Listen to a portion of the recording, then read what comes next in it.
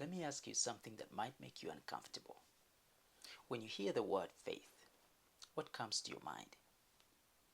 A Sunday school teacher once asked a young boy, "What is faith?" And he answered in a flash, "Faith is believing something you know isn't true."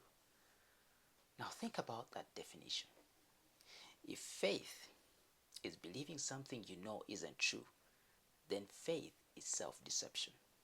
It's intellectual suicide. And if Christianity is built on that kind of faith, you shouldn't waste another second on it. You should walk away right now. But here's the problem. That's not what the Bible means by faith.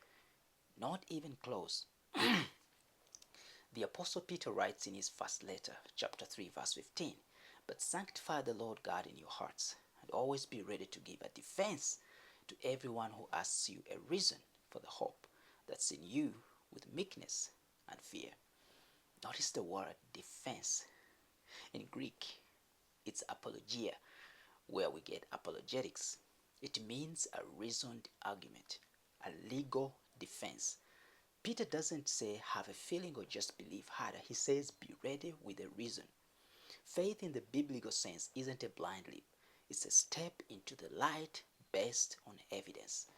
The Apostle Paul makes this even clearer in 2 Thessalonians 2 verses 11 to 12. He talks about those who perish because they did not receive the love of the truth.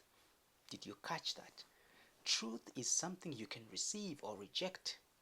It's objective, it's real, and Paul says people are accountable for what they do with it. Christianity can be verified through three kinds of fact. Number one, material fact, things like history, geography, and archaeology that we can actually investigate. Number two, supernatural act, prophecy, miracles, and the resurrection that point to divine intervention. And number three, experiential fact, the transformed lives of millions of believers across 2,000 years. Now, here's what this means for you. If Christianity is true, it can stand up to scrutiny. You don't have to park your brain at the door. In fact, Jesus commands us in Matthew 22 verse 37 to love the Lord your God with all your heart, with all your soul, and with all your mind. The whole person is involved in following Christ. The intellect, emotions, and will. Believing something doesn't make it true.